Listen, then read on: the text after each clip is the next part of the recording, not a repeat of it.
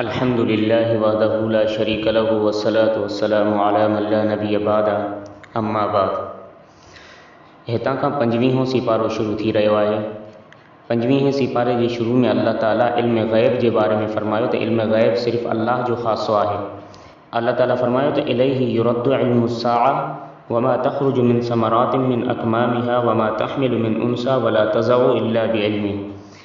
मुशरिक ऐं काफ़िर इनकार करण जे लाइ नबी अकरम सल्लल्लाहु अलैहि वसल्लम खां घणो तर क़यामत जे बारे में सवाल कंदा हुआ त उहा कॾहिं वाक़िअ थींदी। हिते अल्लाह ताला जे तरफ़ खां जवाबु ॾिनो वियो त क़यामत जो इल्मु सिर्फ़ु अल्लाह ताला वटि ई आहे।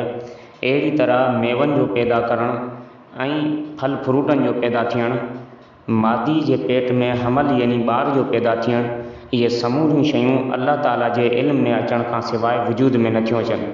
अॻिते अल्लाह ताला इंसान जी फितरत जे बारे में ज़िक्र कंदे फरमाए त वइज़ा अनअमना अलल इंसानी अअरज़ वनअ बिजानिबिही वइज़ा मस्सहु शर्रु फज़ू दुआइन अरीज़। जेकॾहिं इंसान ते सुठियूं हालतूं अचनि ऐं ख़ुशी जा मौक़ा अचनि त इंसान आकड़ करे ऐं वॾाई कंदो आहे। जेकॾहिं हालतूं सुठियूं ऐं मवाफ़िक़ न हुजनि त अल्लाह ताला जी तरफ़ रुजू कंदो आहे।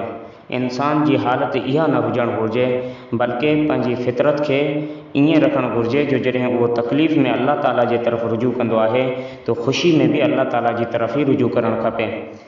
इन जे करे जो हर हालत जो मालिक अल्लाह ई आहे। अल्लाह ताला जी तौहीद ऐं कुदरत जूं निशानियूं।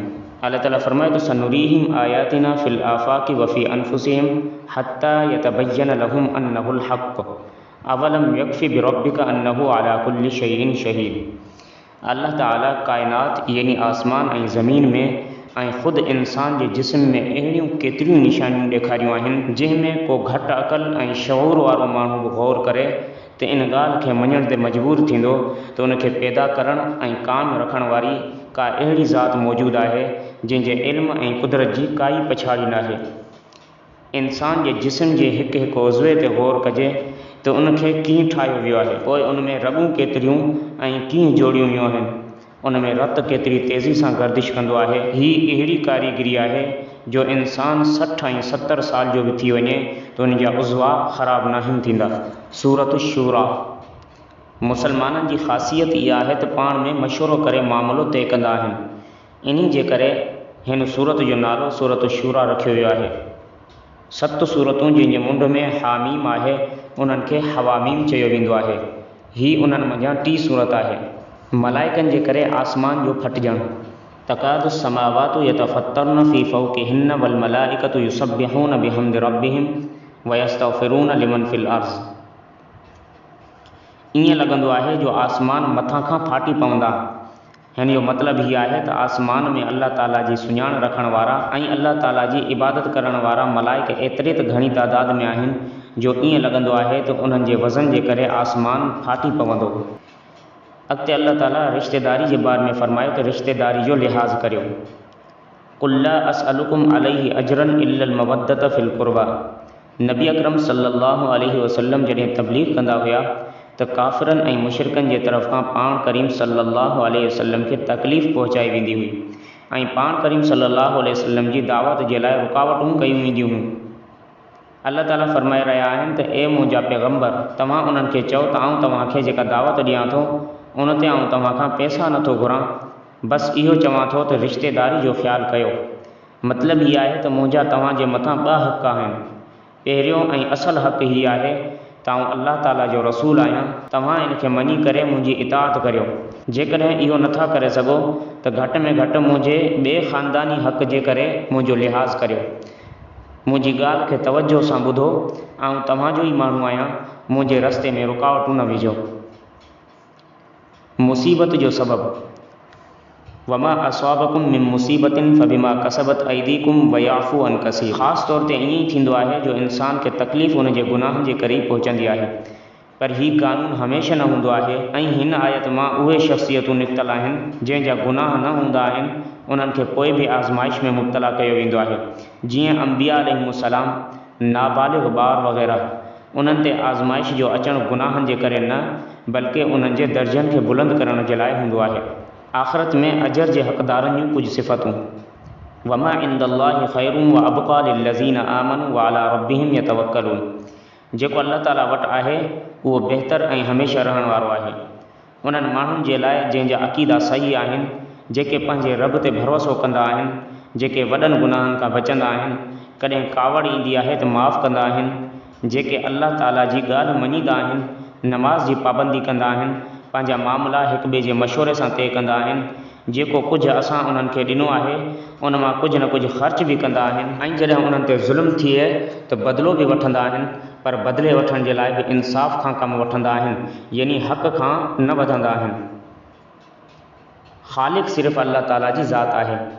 लिल्लाहि मुल्कु समावाति वल अर्ज़ यख़्लुक़ु मा यशा यहबु लिमन यशाउ इनासम व यहबु लिमन यशाउ ज़ुकूर। हिते काइनात जी तख़लीक़ खे बयानु कयो थो वञे त अल्लाह ताला जे ख़ल्क़ वारी यानी पैदा करण सिफ़त में ॿियो को बि शरीक नाहे। इंसानियत जे तख़लीक़ खे बि बयानु कयो त औलाद ॾियणु, कंहिंखे छोकिरी ॾियणु या छोकिरो ॾियणु, या छोकिरो छोकिरी ॿई ॾियणु, या कुझु बि न ॾियणु, इन में अल्लाह ताला खां सवाइ कंहिंजो बि को अमल दख़ल नाहे। ऐसी ताईं जो वालिदैन पंहिंजे औलाद जी पैदाइश जे लाइ ज़ाहिरी सबबु बणिजंदा आहिनि, उन्हनि खे बि इन में कोई इख़्तियार नाहे। क़ुरान जी तरतीब में छोकिरी खे अल्लाह ताला पहिरियां ज़िक्र कयो आहे। जेकॾहिं कंहिंखे औलाद छोकिरी जी सूरत में पहिरियां थी पवे त इहा क़ुरान जी तरतीब जे मुताबिक़ हूंदी ऐं बरकत वारी बि हूंदी। अल्लाह ताला जो इंसाननि सां हम कलाम हुजण जो तरीक़ो। वमा कान लिबशरिन अन युकल्लिमहुल्लाहु इल्ला वहयन औ मिन वराई हिजाबिन औ युरसिल रसूलन फयूही बिइज़्निही मा यशाउ इन्नहु अलीमुन हकीम। मुशरिक नबी अकरम सल्लल्लाहु अलैहि वसल्लम खे चवंदा हुया त असां तव्हां ते ईमान कीअं आणियूं, तव्हां अल्लाह ताला सां आम्हूं साम्हूं नथा ॻाल्हायो जहिड़ी तरह मूसा अलैहिस्सलाम अल्लाह ताला सां आम्हूं साम्हूं ॻाल्हायो हो। हिते मुशरिकनि जी हिन ॻाल्हि जी तरदीद कई थी वञे त मूसा अलैहिस्सलाम अल्लाह ताला सां पर्दे जे पुठां ॻाल्हायो। दुनिया में कंहिं इंसान खे ही ताक़त नाहे त अल्लाह ताला सां आम्हूं साम्हूं ॻाल्हाए सघे। हा, जॾहिं ॻाल्हाइणु हूंदो आहे त टिनि तरीक़नि मां कंहिं हिकु तरीक़े खे अपनायो वेंदो आहे। वहयन यानी इल्हाम जे ज़रिए दिलि में का ॻाल्हि विझी छॾींदा आहिनि। मिन वराई हिजाब पर्दे जे पुठियां खां, यानी का सूरत नज़र नथी अचे, सिर्फ़ु आवाज़ कननि में अचे, जीअं हज़रत मूसा अलैहिस्सलाम सां ॻाल्हि थी। युरसिल रसूलन ऐं टियों तरीक़ो अल्लाह ताला हज़रत जिब्राईल अमीन अलैहिस्सलाम जे ज़रिए पंहिंजो कलाम पंहिंजे पैगम्बरनि ताईं पहुचाईंदा आहिनि। सूरत ज़ुख़रुफ़ सोन खे चवंदा आहिनि, छो त हिन सूरत में सोन जो ज़िक्र कयो वियो आहे। इन्ही मुनासिबत जे करे हिन सूरत जो नालो ज़ुख़रुफ़ रखियो वियो आहे। हिन सूरत में मके जे मुशरिकनि जे मुख़्तलिफ़ एतिराज़नि जा जवाब ॾेई करे उन्हनि जी तरदीद कई वई आहे। हज़रत इब्राहीम, हज़रत मूसा ऐं हज़रत ईसा अलैहिस्सलाम जो ज़िक्र कयो वियो आहे। क़ुरान करीम जे वाज़े हुजण जो मतिलबु हामीम वल किताबिल मुबीन। अल्लाह ताला फरमाए रहियो आहे त कसम आहे हिन किताब जो जेको बिल्कुलु वाज़े आहे। हिते वाज़े हुजण मां मुराद हीअ आहे त वाज़ ऐं नसीहत जे एतबार सां क़ुरान करीम बिल्कुलु वाज़े किताब आहे। हिन जी माना इहा करणु त क़ुरान करीम में अहकाम बिल्कुलु वाज़े आहिनि, इहा माना दुरुस्त नाहे। छो त जेकॾहिं अहकाम वाज़े हुजनि हा त इस्तिंबात ऐं इज्तिहाद जी ज़रूरत न हुजे हा। हालांकि अहकामनि जे लाइ इस्तिंबात ऐं इज्तिहाद करणो पवंदो आहे। अहिड़ी तरह इन्हनि आयतनि में बि इज्तिहाद जी ज़रूरत पवंदी आहे, जंहिंमें इबहाम या इजमाल हूंदो आहे, या ॿिनि आयतनि में बज़ाहिर टकराव हूंदो आहे। मुशरिकनि जी ग़लति सोच ऐं उन जी तरदीद। मुशरिक चवंदा हुया त जेकॾहिं हीउ क़ुरान अल्लाह ताला खे लाहिणो हुयो त मके या ताइफ़ जे कंहिं वॾे माण्हू ते लाथो वञे हा, जंहिं वटि माल ऐं दौलत घणो हुजे हा। मुशरिकनि जी इहा सोच हुई त अल्लाह ताला जी ख़ासि रहमत यानी नबूवत ग़रीब माण्हू खे न बल्कि अमीर माण्हू खे मिलणु घुरिजे हा। अॻी आयत में इहो जवाबु ॾिनो वियो त तव्हां नबूवत खे तक़सीम कयो था त नबूवत फ़िलाणे खे मिलणु घुरिजे ऐं फ़िलाणे खे न मिलणु घुरिजे। नबूवत ख़ासि अल्लाह जी रहमत आहे, दुनिया जी रोज़ी आम रहमत आहे, जंहिंजी अल्लाह ताला वटि काई अहमियत नाहे। अल्लाह ताला उन जी तक़सीम जो इख़्तियार तव्हांखे न ॾिनो आहे। नबूवत तमामु मथां दर्जे जी शइ आहे, उन जी तक़सीम जो इख़्तियार सिर्फ़ु अल्लाह ताला खे ई आहे। अल्लाह ताला जे ज़िक्र खे छॾण जो नुक़सानु। वमन यअश अन ज़िक्रि रहमान नुक़य्यिज़ लहू शैतानन फहुव लहू क़रीन। जेको शख़्स ज़िद जे करे अल्लाह जे ज़िक्र खे छॾींदो आहे, अल्लाह ताला जी ॻाल्हि न मञींदो आहे, त अल्लाह ताला उन ते शैतान मुसलत कंदो आहे। पोइ उहो शैतान उनखे नेकी जी तरफ़ अचण खां रोकींदो आहे। शैतान उन जो साथी बणिजी वेंदो आहे, उनखे सिधे रस्ते खां हटाईंदो आहे। उहो बंदो ही सम्झंदो आहे त मां हिदायत ते आहियां, हालांकि उहो हिदायत ते न हूंदो आहे बल्कि गुमराही ते हूंदो आहे। हिकु काफ़िर जे एतिराज़ जो जवाबु, वलम्मा ज़ुरिब इब्नु मरियम मसलन इज़ा क़ौमुक मिन्हु यसिद्दून। जॾहिं सूरतुल अंबिया जी ही आयत नाज़िल थी, इन्नकुम वमा ताबुदून मिन दूनिल्लाहि हसबु जहन्नम, त तव्हां ऐं उहे जिन जी तव्हां इबादत कंदा आहियो सभई जहन्नम में वेंदव। त हिकु काफ़िर चयो, मूं वटि हिन आयत जो जवाबु आहे, उहो ही आहे त ईसाई हज़रत ईसा अलैहिस्सलाम जी इबादत कनि था ऐं यहूदी हज़रत उज़ैर अलैहिस्सलाम जी इबादत कनि था, त छा उहे बि जहन्नम में वेंदा? इन ते मुशरिकनि वॾो शोर कयो त उन लाजवाब एतिराज़ कयो आहे। हक़ीक़त में इन एतिराज़ जी काई अहमियत नाहे, छो त सूरतुल अंबिया जी आयत में बुत परस्तनि खे ख़िताबु हुयो ऐं सूरत ज़ुख़रुफ़ जी आयत में बुतनि खां अलावा उहे माण्हू शामिल हुया जिन माण्हुनि खे पंहिंजी इबादत जो हुकुम ॾिनो। बाक़ी रही ॻाल्हि हज़रत ईसा अलैहिस्सलाम ऐं हज़रत उज़ैर अलैहिस्सलाम जी, त उन्हनि कॾहिं बि कंहिंखे पंहिंजी इबादत जो हुकुम न ॾिनो हो, बल्कि हज़रत ईसा अलैहिस्सलाम फरमाइनि था त आउं अल्लाह जो बानो आहियां, मूंखे अल्लाह ताला किताब ॾिनो आहे ऐं मूंखे नबी बनायो आहे। पुट जो अक़ीदो ऐं मुशरिकनि जी तरदीद। कुल इन कान लिर्रहमानि वलद फ़अना अव्वलुल आबिदीन। गुज़िरियल आयतुनि में हज़रत ईसा अलैहिस्सलाम जी अल्लाह जे पुट हुजण खां मना कयो वियो। हाणे हिते अल्लाह ताला जे लाइ औलाद हुजण जी बि नफ़ी आहे।